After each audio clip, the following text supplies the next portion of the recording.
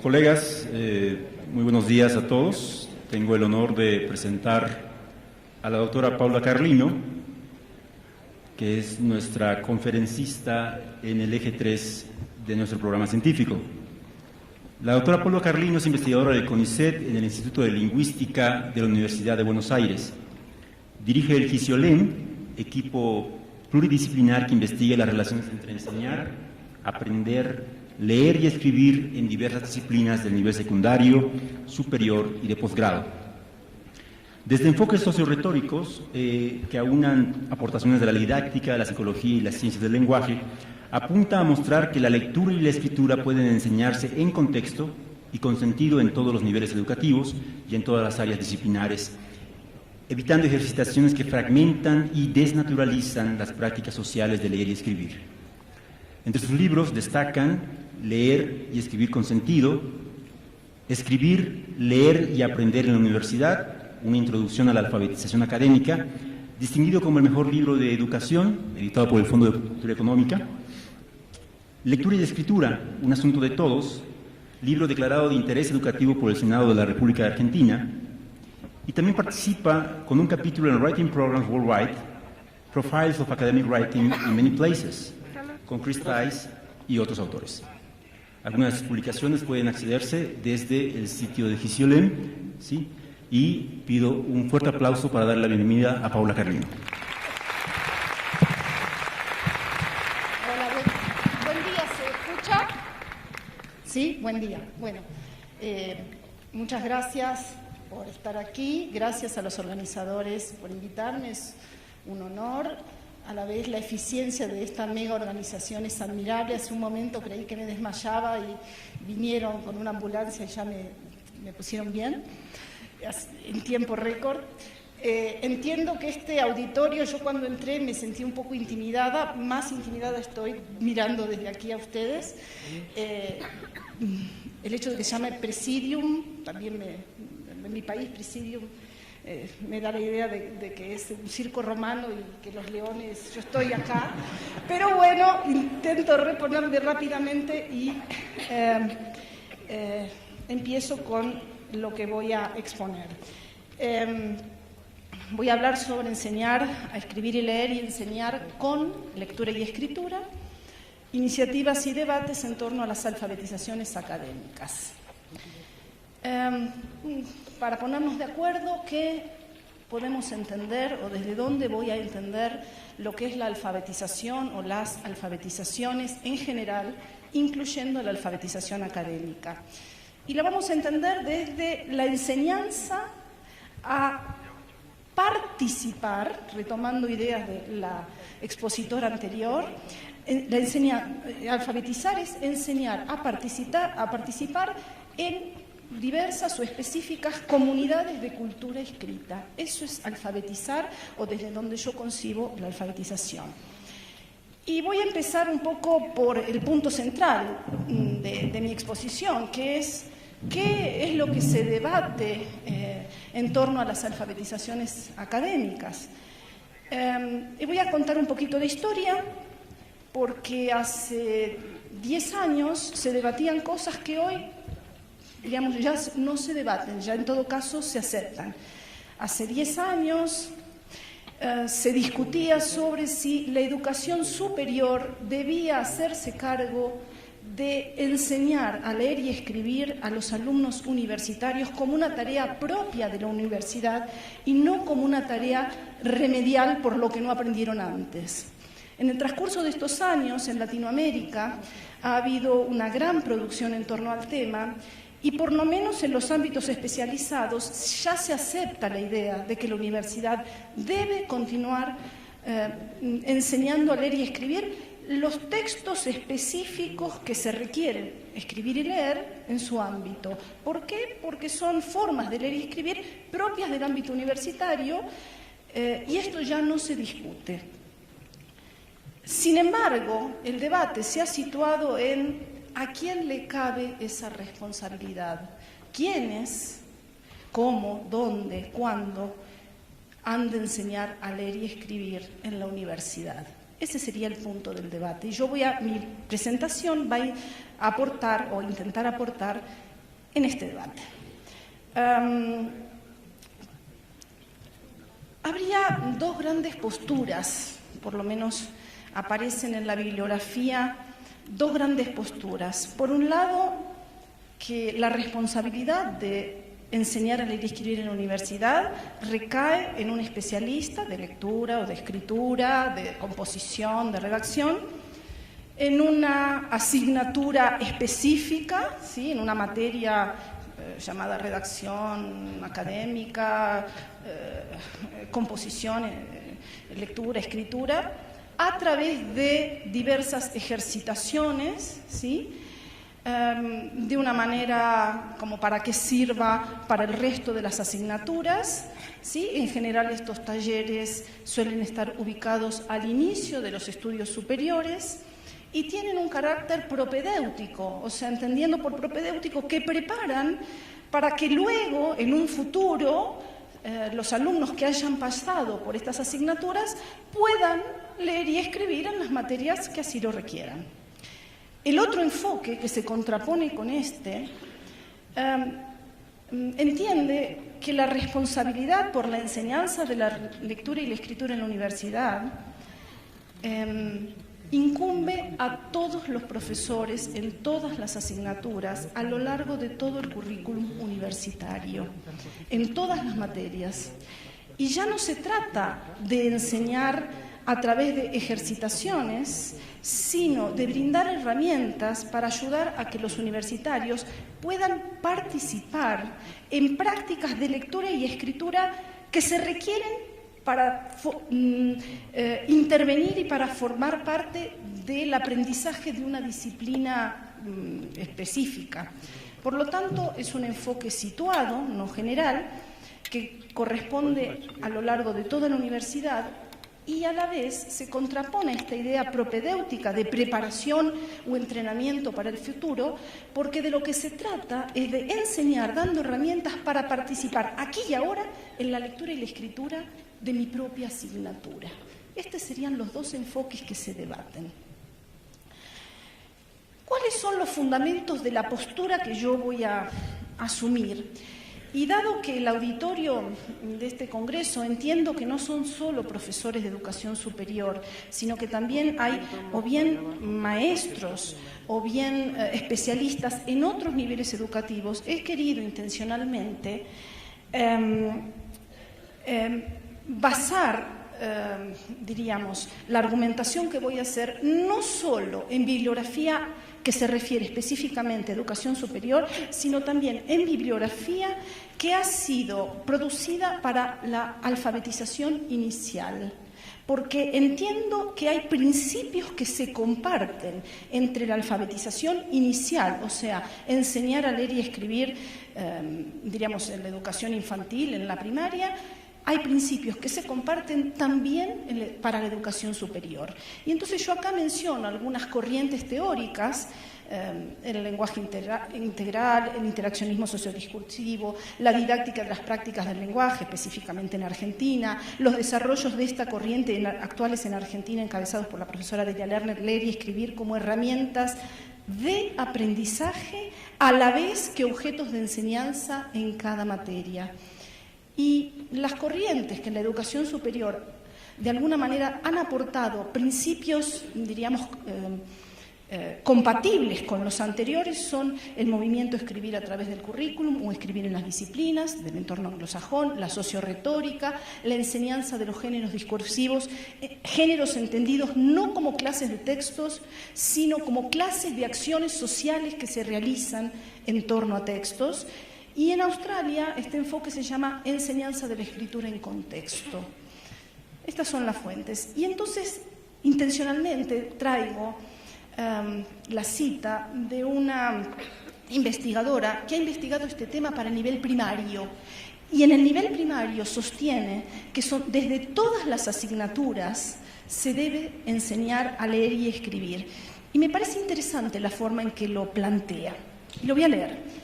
A diferencia de lo que sucede en el área de lengua, hablando para la primaria, en la cual hay que tratar de que se cree la necesidad para que tenga sentido enseñar a leer y escribir con distintos tipos de textos. En las otras áreas curriculares, historia, geografía, etc., se trata de crear textos para responder a necesidades que ya existen, para aprender historia, para aprender geografía, etc. En las áreas no lingüísticas es donde hay más posibilidades de utilizar con sentido textos auténticos con diversas finalidades.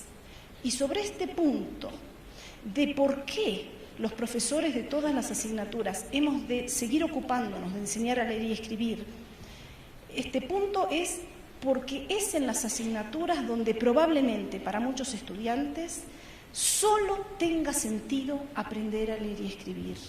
Para muchos estudiantes que entran a la universidad con la expectativa de estudiar biología, física, historia, si al comienzo reciben un taller de redacción, muchos de ellos consideran que eso no es lo que han decidido estudiar, lo consideran irrelevante.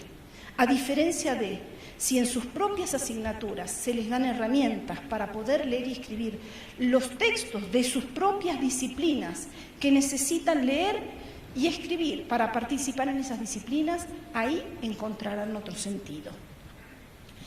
Y justamente apelando nuevamente a la relación entre educación superior y alfabetización inicial, y sabiendo que Mafalda es querida en México, he traído dos viñetas. Seguramente todos las conocen, y entonces están hablando Susanita y Mafalda. Mi mamá amasa sola, sí, amasa sola y sala la masa. La masa se amasa en la mesa. La masa es sana, sí, esa masa es sana. Evidentemente falta sentido a esta conversación y sale Mafalda diciendo: lo bueno de ir a la escuela es que uno ya puede conversar en un nivel literario. Veamos la siguiente. Fíjense que esto ejemplifica cómo para enseñar a escribir una opción ha sido la opción a la que se han contrapuesto muchos enfoques de educación primaria y a la que también en educación superior creo que tenemos que pensar. Eso es, si para enseñar a leer y escribir hay que artificializar, simplificar y uniformar aquello que enseñamos. La otra viñeta es entre Mafalda y Felipe, y Mafalda le dice: ¿cómo te fue, Felipe, en tu colegio? ¿Te enseñaron ya a escribir? ¿Cómo querés que me enseñen a escribir en mi primer día en primer grado? Pero estuviste toda una mañana. Sí, claro, pero hay que llenar páginas y páginas de palotes, de letras, sílabas y qué sé yo. Tardan meses en enseñarte a escribir. ¡Meses! Malditos burócratas. Creo que esta viñeta, además de sacarnos una sonrisa, nos plantea si para enseñar a escribir necesitamos fragmentar en palotes, sílabas, etc.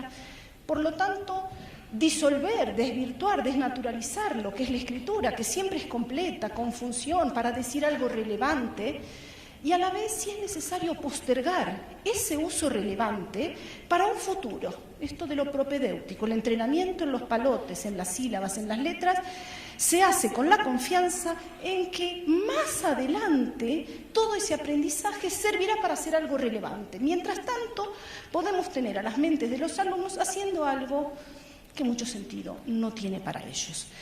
Este símil me parece que también es interesante para pensarlo en la educación superior. Es necesario quitar sentido para enseñar, acá se le caen las letras, ¿no? No sé si se ve la imagen, quitar sentido a lo que se lee y se escribe para ayudar a que alguien aprenda a leer y a escribir. En este sentido voy a tratar de meter algo por la ventana y por eso traigo para compartir con ustedes esta imagen de Marc Chagall. Habitualmente la enseñanza de la escritura y la lectura entra por la puerta en la universidad, ¿no? La puerta serían materias específicas, talleres de escritura, cursos de composición, de redacción, de técnicas de estudio, etc. ¿Qué sería intentar que la escritura también entre por las ventanas? Sería que todas las asignaturas enseñen con lectura y escritura y por lo tanto que todas las asignaturas utilicen la lectura y la escritura como herramientas de aprender sus propios contenidos, pero que a la vez brinden orientación para que los alumnos puedan ejercer esas prácticas de lectura y escritura para poder acceder a esos contenidos. Porque justamente esas prácticas de lectura y escritura que ayudarían a aprender los contenidos en las disciplinas no son fáciles para los alumnos, y no porque tengan un déficit, sino porque plantean desafíos. Y entonces, a partir de estas preguntas, si se puede aprender cualquier disciplina, química, sociología, etcétera, sin leer, sin escribir, ¿qué aportan la lectura y la escritura al aprendizaje de las disciplinas? Y si pueden los estudiantes universitarios leer y escribir solos, sin orientación de sus profesores, y en cambio, si necesitaran ayuda, ¿en qué consistiría esa ayuda? Voy a traer justamente una idea de un profesor australiano, John Biggs, que dice que hay algo que no se puede enseñar en una asignatura específica, ad hoc, al inicio, sino que hay una enseñanza que solo lo puede hacer el profesor de una disciplina. Y él lo ejemplifica, por ejemplo, con jerarquizar a través de la escritura lo que es importante en una asignatura. Y dice esto: tomar notas de textos o escribir apuntes de clase no son procesos separables del aprendizaje de una asignatura, que puedan ser enseñadas por expertos ajenos a la misma, ya que tomar notas adecuadamente depende de la comprensión, yo agregaría de la jerarquización, de aquello sobre lo que se toma nota, es decir, de la materia. Y un especialista en escritura no necesariamente sabe de biología, física, historia, química, etc.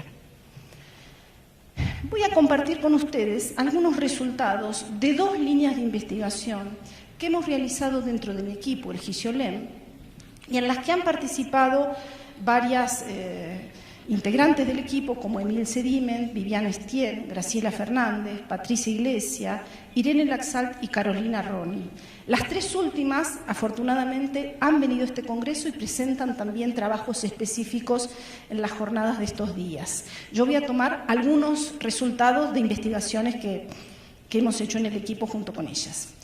Y una investigación es a través de entrevistas a docentes y alumnos universitarios, en donde se les pregunta de distintas asignaturas, sobre todo de las ciencias sociales, también incluimos ciencias veterinarias, donde se les pregunta sobre la lectura y la escritura que realizan en las asignaturas de las carreras que cursan. Y el resultado general que encontramos es que leer y escribir en la universidad son prácticas novedosas, las formas de leer y escribir en la universidad son prácticas novedosas y desafiantes para los alumnos porque difieren de las formas que ellos leían y escribían en la escuela secundaria. Y entonces voy a compartir algunos fragmentos de entrevistas para poder ver esto. Dice un estudiante de primer año de artes: cuando entré a la universidad era como un mundo diferente. En la secundaria, lo que el docente pregunta, lo tenés en el libro, en el manual, escuchás la clase y repetís.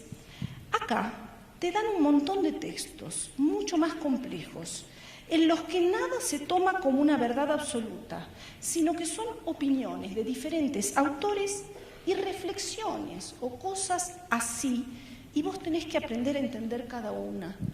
Lo que está diciendo este alumno es que en las ciencias sociales no hay un conocimiento ahistórico, absoluto, sino un conocimiento relativo a distintas perspectivas, a distintos autores, que no se ponen de acuerdo entre sí, precisamente porque la controversia es intrínseca a los estudios sociales, y que esta forma de entender el conocimiento es muy distinta de la forma de entender el conocimiento que se trabaja en la escuela secundaria, donde lo que hay que aprender es un conocimiento X, y ese conocimiento no tiene historia, no tiene punto de vista, sino que se trabaja como absoluto. Otra entrevista, un estudiante también de humanidades de primer año.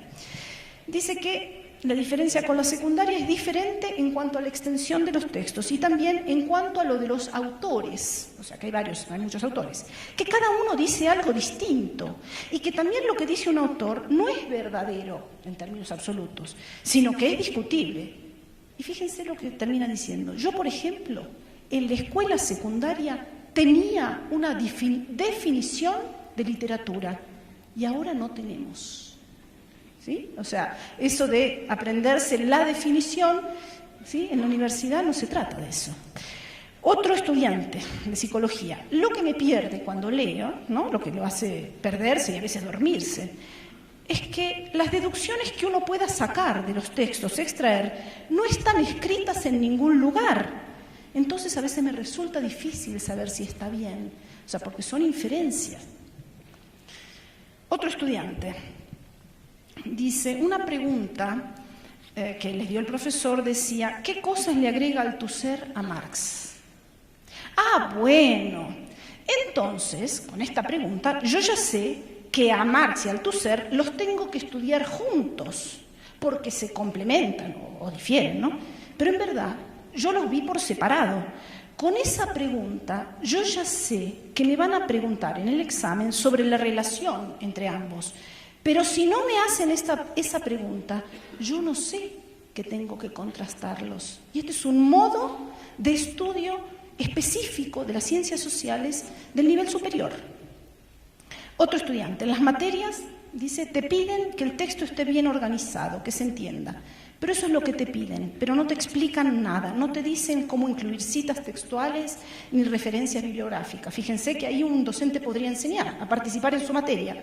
Se supone que lo sabes o que lo vas a averiguar por ahí. Y después, un intercambio entre el entrevistador le dice, el entrevistado había contado un texto difícil que había tenido que escribir para una asignatura. ¿Le pediste ayuda a alguien para hacer eso? Sí, dice, a una amiga de mi mamá, que es profesora de lingüística, me explicó lo que tenía que hacer. Me dio como una guía. Y el entrevistador le pregunta, ¿y por qué no le preguntaste a la profesora del curso? Y dice el alumno, no me iba a decir lo que tengo que hacer, me iba a decir, piensen.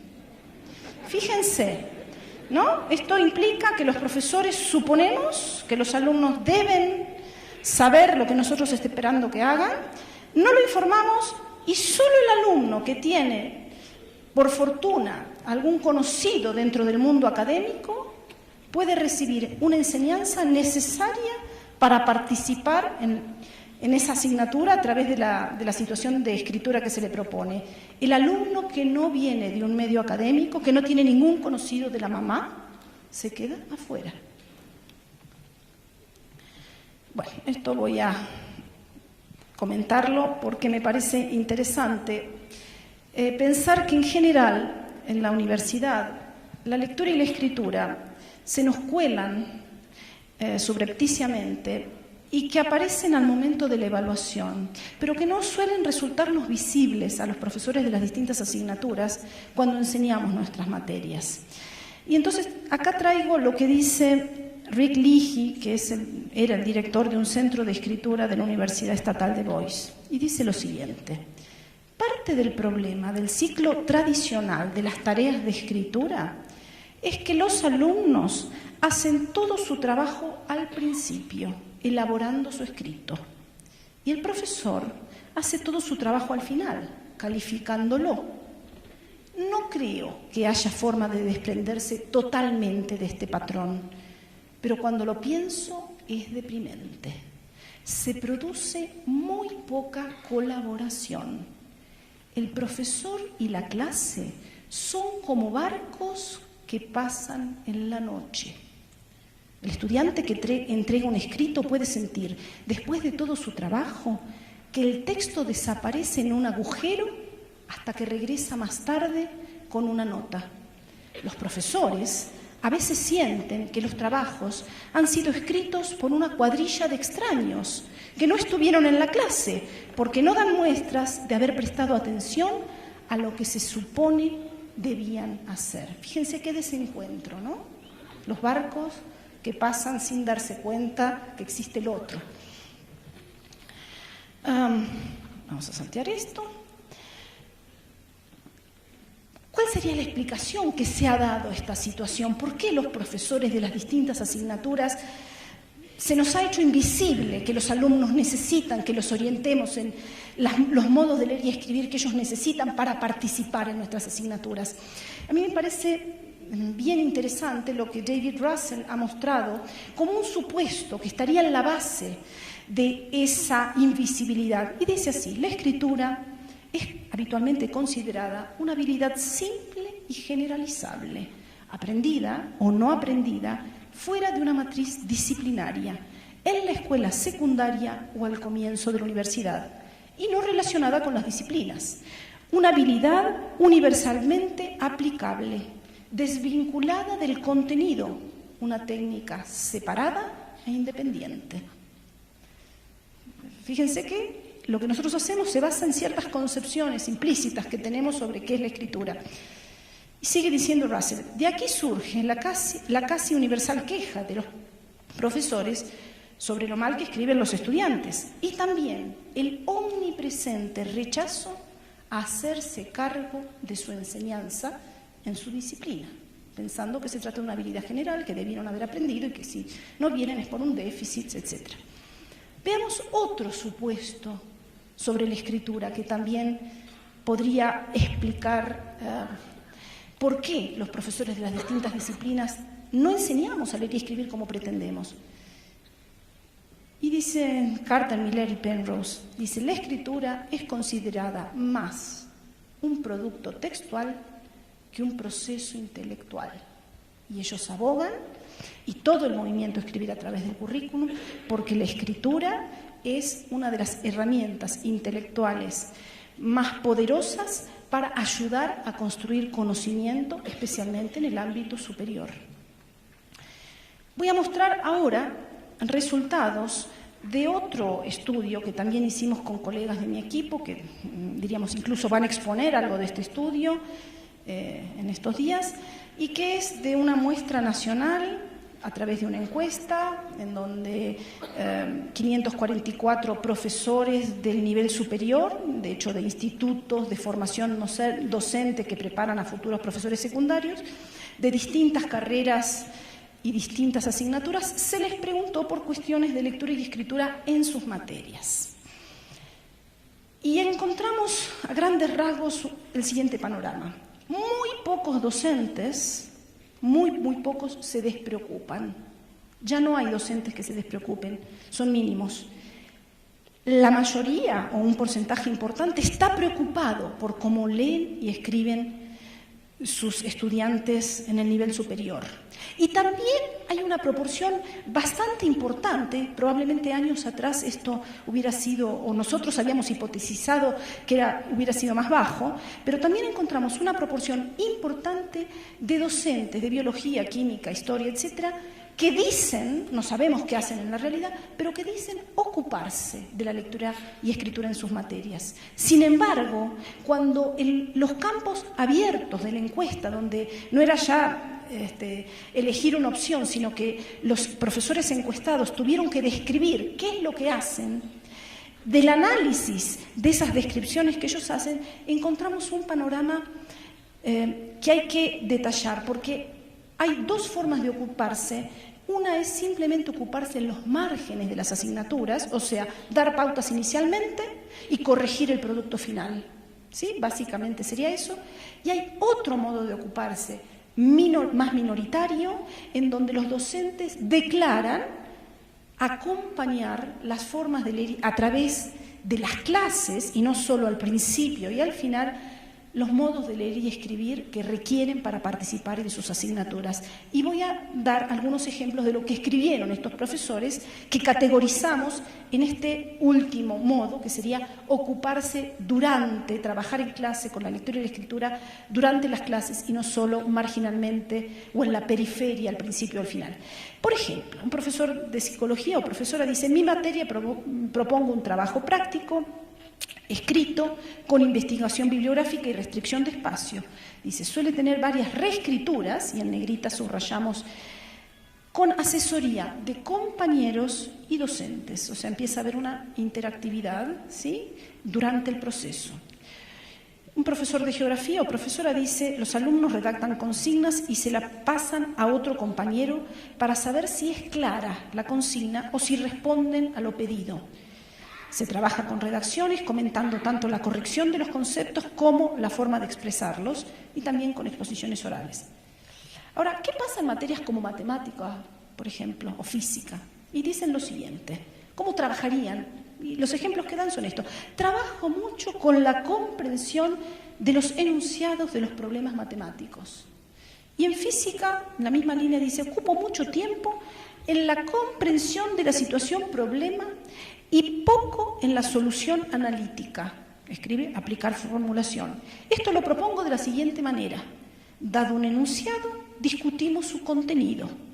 Dado el esquema de una situación-problema, deben escribir el enunciado. Fíjense cómo interviene lectura y escritura, pero para aprender física, ¿sí? No como lectura y escritura, diríamos, como una habilidad extra materia. ¿Qué dice un profesor de lengua? Leo junto con ellos, bueno, etc. ¿Qué dice un profesor de geografía? Redactan consignas, se las pasan a otro compañero para saber si es claro, etc. ¿Qué dice una profesora o profesora de biología? Que también en este campo abierto dice, hago tareas de estado de avance, o sea, no finales, ¿no? Trabaja con productos intermedios. Estados de avance en comprensión de textos y en reformulación de escritos. Estamos hablando de biología. A veces leemos en clase, a veces escribimos en clase. Me preocupa realizar estas actividades durante la cursada de la materia y antes de los primeros parciales, para garantizar cierto éxito en las evaluaciones de la mayoría de los alumnos. O sea, para enseñar lo que va a exigir al momento en que evalúa a los estudiantes. Bien, ¿qué tienen estas respuestas? ¿Qué harían estos profesores o por lo menos qué es lo que declaran hacer los profesores de las distintas disciplinas cuando trabajan en clase a lo largo de la cursada, integrando o entrelazando lectura y escritura para aprender contenidos disciplinares? Justamente, en las clases se lee y se escribe para aprender contenidos, no para aprender a leer y escribir, aunque seguramente los alumnos están aprendiendo a leer, están continuando a aprender a leer y escribir de las formas en que en esa materia se lo requiere. Hay una interacción entre lo que los docentes aportan y lo que los alumnos hacen, ¿sí? No está el docente que pide y el alumno da. En el medio hay un ida y vuelta. Se trabaja en clase y la lectura y la escritura sirven para volver más de una vez sobre un mismo tema. ¿Sí? No es solo la explicación del docente, es lo que se discute sobre lo que se lee o lo que se revisa sobre lo que se escribe. O sea que sobre un mismo tema al menos se pasa 2 veces. Y los temas son los contenidos de la materia.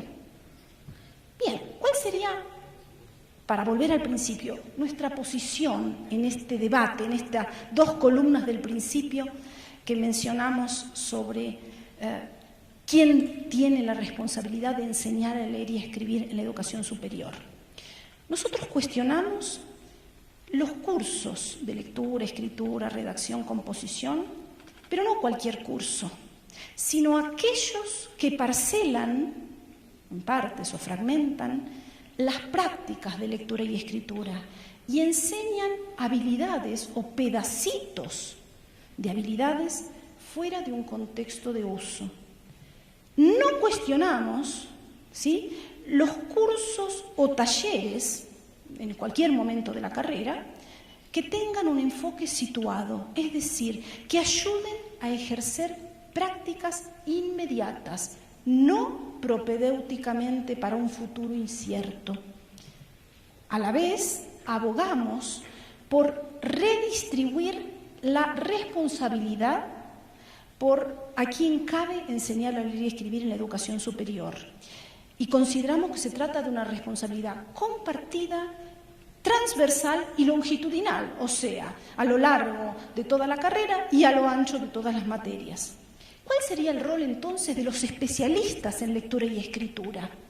No se tienen que ir a su casa, no estamos cuestionando el lugar del especialista, estamos quizás variando cuál sería su responsabilidad, porque estamos considerando que su responsabilidad sería trabajar con otros profesores, con los profesores de todas las áreas, y a la vez la responsabilidad de los especialistas en lectura y escritura sería incidir en las instituciones para lograr estructuras o programas de coenseñanza y de trabajo integrado de la lectura y la escritura en todas las materias. Vuelvo a traer a Chagall, que entonces tengo un profesor disciplinar que es tomado de la mano por un profesor de lectura y escritura para trabajar juntos, interdisciplinariamente, porque hay un saber que no está contenido en ninguno de los dos por separado, sino que tienen que construirlo en conjunto. Y para mencionar, voy a comentar, nombrar y citar, si después quieren puedo dar las referencias más detalladamente, donde ya existen iniciativas de este tipo, ¿sí? Y existen en lo que se llaman las materias de escritura intensiva, en los programas de escritura, sobre todo de Estados Unidos y en menor medida de Canadá. Existen en lo que se llama materias vinculadas, en inglés serían linked courses, ¿sí? Que serían una materia cualquiera, más otra materia que enseña a escribir, pero que enseña a escribir para esa materia cualquiera, no para el futuro e inespecíficamente para cualquier asignatura. Y está descrita en un trabajo de Loebke del 2002. Existen también iniciativas de acompañamiento a proyectos de escritura, o sea, de talleres de escritura, ¿sí? O de materias que lo que se proponen es acompañar un proyecto de escritura completo y que tenga sentido para los estudiantes. Y un ejemplo es el de Artemeva y sus colegas que trabajan en una materia con estudiantes de ingeniería y les piden a ellos que elijan una otra materia de su carrera de ingeniería para la cual van a ayudarles a poder participar a través de la lectura y la escritura que en esa otra materia se requiera. Y también hay experiencias que hemos hecho nosotros y también que ha hecho Motarrot en Brasil de la misma manera. Talleres específicos, pero que intentan vincularse con proyectos de escritura, ¿sí? Que tengan sentido para los alumnos. También están las experiencias de enseñanza en equipo o coenseñanza, donde un profesor disciplinar empieza a trabajar junto con un especialista en lectura y escritura durante cierto tiempo. Y en este sentido están las experiencias de McCollum, Mitchell y Peake en Inglaterra, de Moyano y Natale en el PRODEAC en Argentina, de la australiana Purser, de la Universidad de Wollongong, inicialmente del mismo equipo de Skillen y otros también de la Universidad de Wollongong. Lo llaman enseñanza en contexto o team teaching, enseñanza en equipo. Y por otro lado, también está la enseñanza de prácticas comunicativas en contexto. Y yo quiero recomendar la lectura de una de estas experiencias llevadas a cabo por Satnik y Radloff y publicada en el año 98. Satnik es un físico, Radloff es un especialista en escritura. En la Universidad de Perth, que es la costa oeste australiana, inicialmente para todos los físicos existía un curso de comunicación al inicio de las asignaturas. Un curso típico, se les enseñaba técnicas de comunicación. La universidad evaluó, los propios docentes, que ese curso era considerado irrelevante por los alumnos que entraban a estudiar física, porque no veían para nada qué tenía que ver con lo que ellos habían elegido estudiar. Tenían en el primer año una materia, así como los médicos que quieren estudiar medicina para ayudar a curar pacientes, se les pone en el primer año anatomía, que es trabajar con cadáveres, y que es una experiencia que en muchas universidades se ha cuestionado, que en el primer año tenga que haber esa asignatura. Pues lo mismo, se vio que estos estudiantes de física aprendían poco porque no le encontraban sentido a estudiar comunicación. Y entonces se decidió una reformulación total de la asignatura.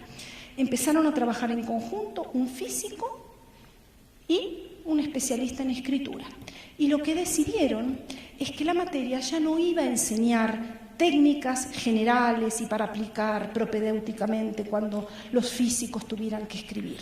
Lo que decidieron fue que la materia se encargaría de ayudar a organizar a los alumnos y de hacerlos participar, lo que hoy Virginia mencionaba como participación periférica legítima, en una jornada sobre temas de física.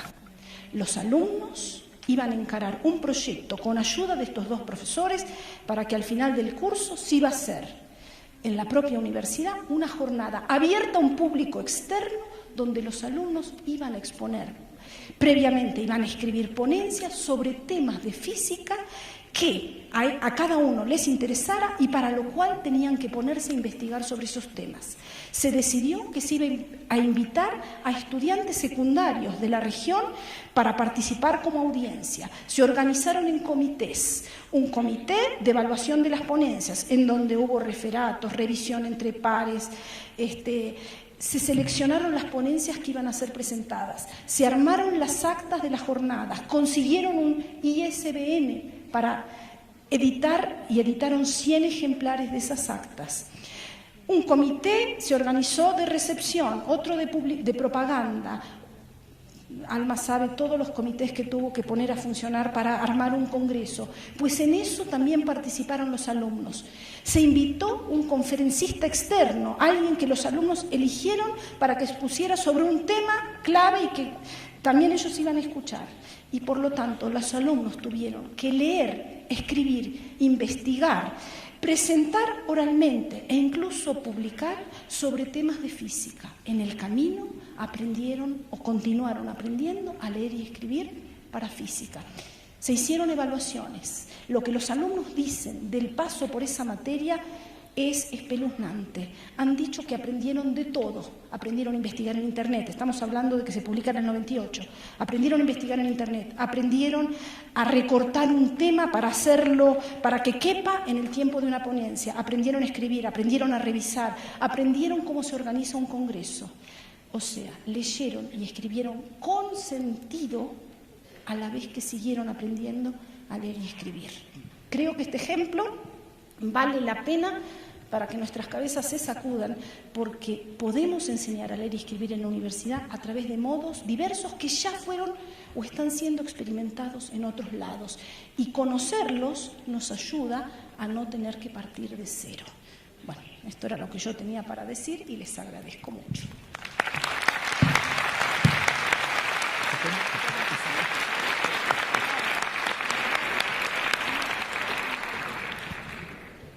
Muy bien, colegas, vamos a abrir un breve espacio para algunas preguntas que Paula seleccionará para responder.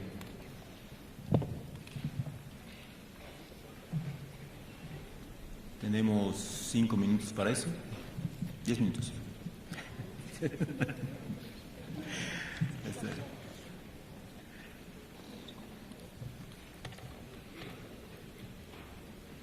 Adelante, por favor.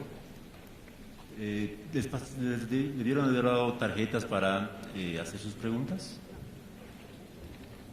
Si fueran tan amables. No creo que nos podamos escuchar.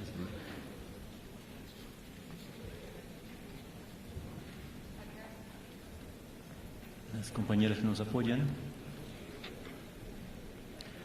Allá atrás, por favor. En la 6ª fila.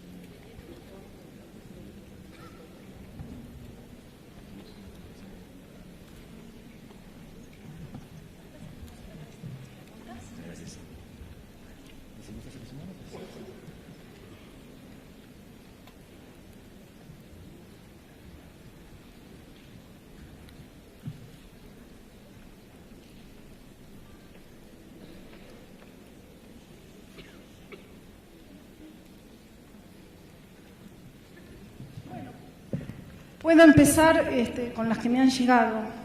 A ver, la fácil.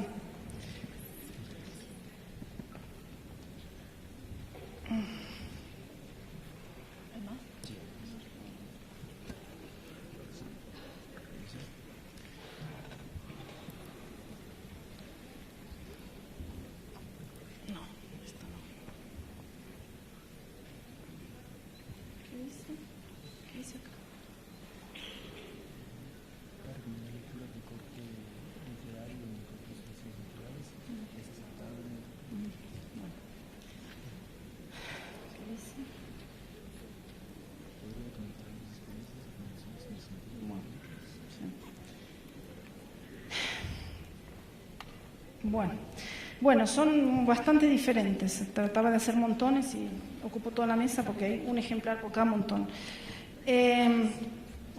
Bueno, empezamos con esta.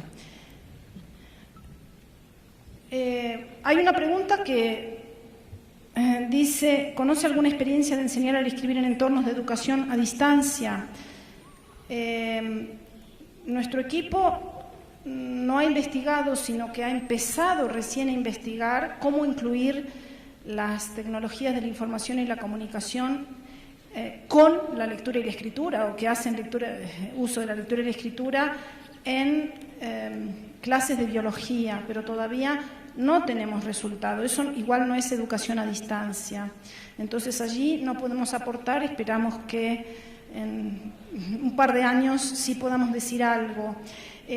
Solo comentar una experiencia. Actualmente estoy dando un taller de escritura doctoral, en donde el objetivo del taller es ayudar a los alumnos a que escriban una ponencia y la presenten efectivamente en un congreso, o que escriban un artículo de investigación y lo envíen a publicar en una revista real que ayudamos a que puedan elegir. O sea, esto de negociamos con los alumnos un proyecto de escritura, y este año incorporamos el trabajo en Edmodo, porque nosotros nos reunimos cada mes e incorporamos el trabajo en Edmodo, o sea, una plataforma virtual.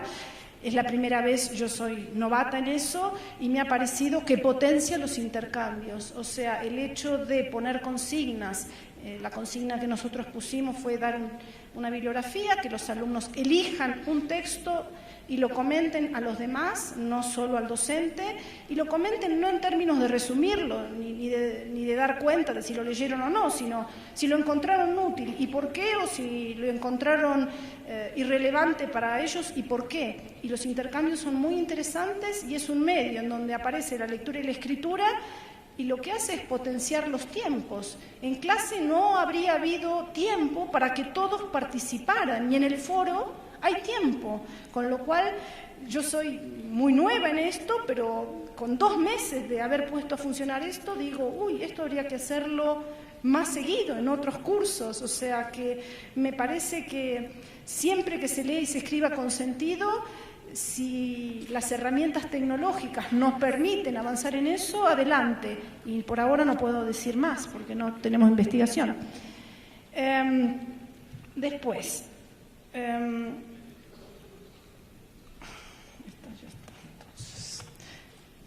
¿cuál sería, desde su punto de vista, la metodología para enseñar a leer y escribir en primer ciclo de primaria? Bueno, yo hace muchos años dejé de investigar en ese tema. O sea, yo hice mi tesis doctoral en alfabetización inicial y trabajé en ese tema, pero hace mucho dejé. Entonces yo creo que hay otra gente, incluso en este mismo congreso, mucho más autorizada para dar una visión sobre eso.